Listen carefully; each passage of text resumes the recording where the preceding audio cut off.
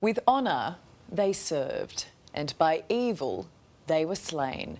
Constables Matthew Arnold and Rachel McCrow murdered on a rural property alongside neighbour Alan Dare, victims of a deluded plot to kill police by a homegrown terrorist trio.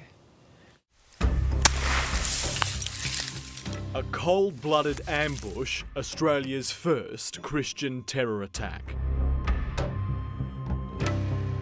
There's no escaping our devastating loss. Gareth, Nathaniel and Stacey Train murdered 2 police officers and their own neighbour, attacking from their home-turned fortress. It's isolated and quiet, but this is where the lives of 3 innocent people and 3 psychotic terrorists ended. Tonight, we can show you everything that unfolded. Police video evidence of the murders, the hunt, and the battle that brought hell to Wieambilla. No police officer committed to their job, their colleagues and their community should die under such horrible, brutal circumstances. Day 1 of the Coronial inquest into the Wieambilla deaths, the families of Constables Rachel McCrow and Matthew Arnold speaking to media for the first time through Rachel's mum, Judy. We hope any reforms put forward by the coroner will prevent a tragedy like this happening again. Over the last 5 weeks, the inquiry has heard from dozens of witnesses. State Coroner Terry Ryan canvassing forensic photographs, 000 calls and body-worn camera vision, including footage from Constable Randall Kirk, one of the surviving officers. Cheers. He, Rachel McCrow, Matthew Arnold and Constable Keely Bruff had an arrest warrant for missing man Nathaniel Train over a COVID border breach. As you see, there's an arrest warrant for this fella. A run-of-the-mill job until 4:37 p.m. Randall takes cover behind a tree. Matthew has been shot and killed. Rachel hit too, but still hanging on. She fires her gun 15 times and records a message of love to her family on her body-worn camera before being executed at close range by Gareth Train. Constable Randall Kirk, in a radio black spot, phones his sergeant. Do they know where you are? Yes, they do. Mate, can you, obviously scramble from tree to tree to try and retreat out of there? I'll try. He sprints for 37 seconds, all the while being hunted by the trains who fire at him 9 times. You good? He manages to drive away. Constable Keely Bruff remains in hiding. The trains lighting fires to flush her out, flames that sparked panic for their neighbours, Kerry and Alan Dare. Oh, there's just bangs going off everywhere. Kerry calling 000. Sorry, my husband's going to pick the neighbour up and they're going to investigate closer. I'm going to absolutely advise against that. The inquest heard the call taker was aware of another job in the area titled Police in Trouble, but was trained against snooping into jobs that weren't her own. It meant Kerry was given no specific warning of an active shooter before Alan left. Don't get too close, Vic, because those bomb things are still going off. Alan filmed what he was seeing on his phone, speaking with fellow neighbour Victor Lewis. Someone just got out of that other car.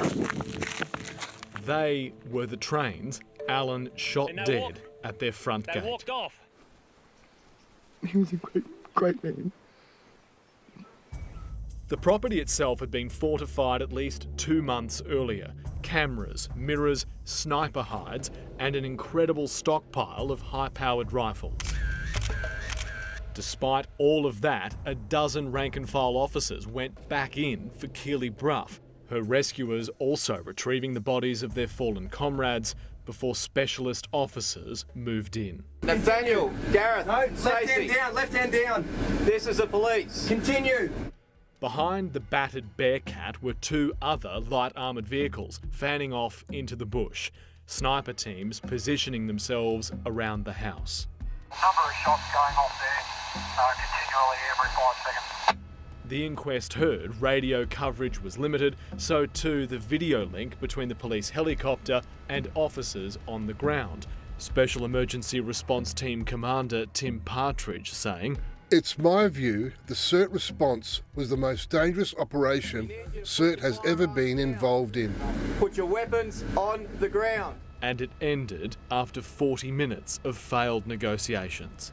Number 1 and female are down. No movement. No movement from number 2. No movement from number 2. The inquest probed a number of experts, including leading psychiatrist Dr. Andrew Abood.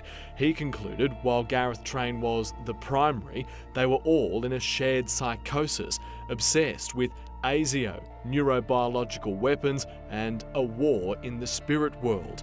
By the end of 2021, they were fully deluded in the religiously motivated belief they'd have to fight for salvation before the second coming of Christ, literally lying in wait for public state actors to cross the Rubicon, a point of no return they determined was their front gate. It meant when police entered, Gareth, Nathaniel and Stacey firmly believed a fight to the death had begun. Their shootout described as suicide by cop. Dr. Abood also telling the inquest if the Trains had surrendered and survived, they'd likely have been deemed mentally ill and unfit to stand trial.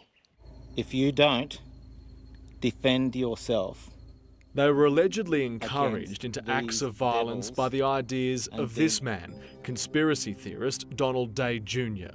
He's since been arrested in the US state of Arizona, pleading not guilty to making interstate threats, including one against law enforcement officers shortly after the Wieambilla shootings. He's awaiting trial, their shared hatred of police clear in disturbing emails sent by Gareth. If trouble arrives on my doorstep, it will be dealt with.